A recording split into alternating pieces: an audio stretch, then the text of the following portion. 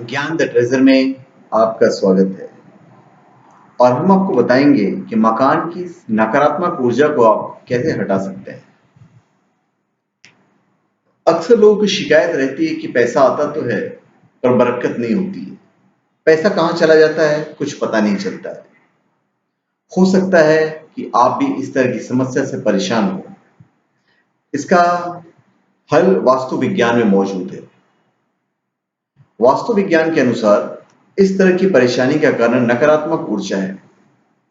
मकान के किसी कमरे में अकेले जाने या उस कमरे में सोने से डर लगने का कारण भी है।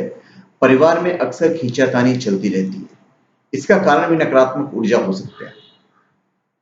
यह सच है कि जब हम नए मकान को बनाकर उसमें प्रवेश करते हैं तो पूजा करने का एक विधान है, क्योंकि मंत्रोच्चारण एवं शंख ध्वनि एवं घंटी आदि से उस स्थान पर स्थित नकारात्मक ऊर्जा का प्रभाव समाप्त हो जाता है। नया घर की नई शुरुआत, बदलाव और जीवन के विभिन्न पहलुओं से संबंधित नई चुनौतियों की शुरुआत होता है। कोई आश्चर्य नहीं कि धर्म और संस्कृति में नए घर में प्रवेश से पहले की जाने वाली शुद्धिकरण प्रक्रिया को अत्यधिक महत्व दिया जाता है। यह समारोह घर से नकारात्मक तरंगों और ऊर्जा को दूर करता है। यूं तो हर घर में शुद्धिकरण की अपनी अपनी विधियां होती है नए घर में, परंतु कुछ आम एवं बेहद प्रभावी चीजों की जानकारी से आपको हम अवगत करवाएंगे, जिनका प्रयोग आप अपने घर के शुद्धिकरण के लिए कर सकते हैं।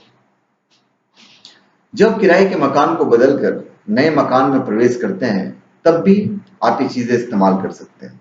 आपको काफी शांति का अनुभव होगा। पहला, प्राचीन काल से पानी को बेहद शक्तिशाली शुद्धिकरण तत्व माना जाता है। च्यूंटी के आम पानी को एक कटोरी में भर लें और इसे 3 से 4 घंटे तक इससे सूरज की रोशनी में पड़ा रहने दें।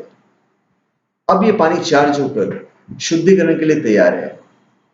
कटोरी को हाथ में लेकर ईश्वर से प्रार्थना कीजिए कि आपका मनोरथ तय करें। शुद्धिकरण के लिए ताजा आम या अशोक पत्तियों से आप सारे घर में इस जल के छींटे दे दीजिए।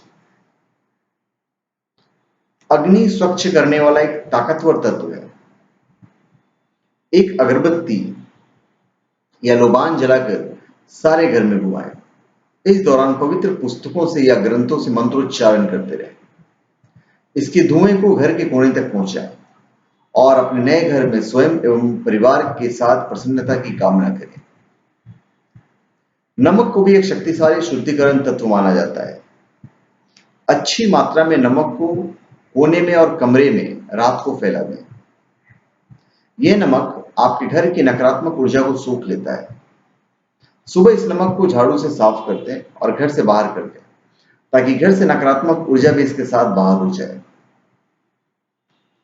अगर नियमित पोछा लगाते समय पानी में थोड़ा सा नमक मिला के पोछा लगाएं तो नकारात्मक ऊर्जा के साथ ही संपन्नता का आगमन भी होता है। ये देखने में साधारण सी बात है, लेकिन जीवन में आपके आनंद और संपन्नता में शराबोर रखने वाली शक्ति है। ध्वनि भी सकारात्मक ऊर्जा को गति देती है और इसे घर को शुद्ध भी किया जा सकता है। प्रार्थना करने और अपने मनोरथ तय करने के बाद अपनी पसंद की किसी ध्वनि तकनीक का इस्तेमाल करें। कुछ लोग कमरे में तालियों की आवाज की गूंज भरना पसंद करते हैं, तो किसी भी स्थान में सकारात्मक ऊर्जा और विचारों को आकर्षित करती है। कुछ लोग पूजा में प्रयोग होने वाली घंटियों को बजाते हुए पूरे घर में चक्कर लगाते हैं। ढोल की लयबद्ध ध्वनि से किसी भी स्थान की ऊर्जा का उच्च स्तर पैदा किया जा सकता है। किसी वाद्य यंत्र के स्थान पर आपकी अपनी आवाज भी एक शक्तिशाली शुद्धिकरण तत्व का काम कर सकती है।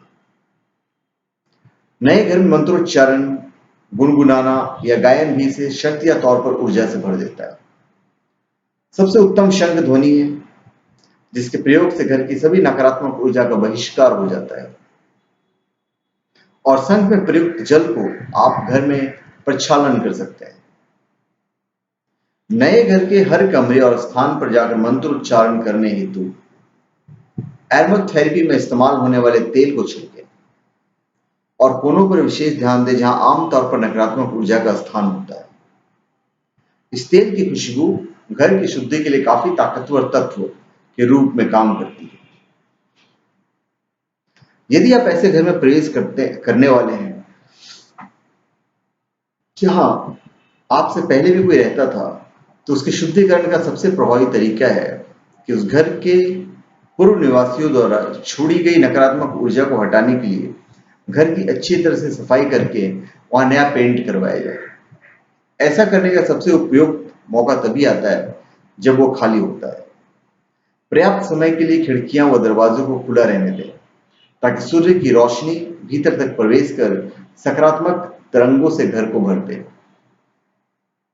खिड़कियों को 24 घंटे में कम से कम 25 मिनट के लिए जरूर खोलें ताकि घर में सकारात्मक ऊर्जा का प्रवेश करे और नकारात्मक ऊर्जा को बाहर निकलने का रास्ता निकल पाए।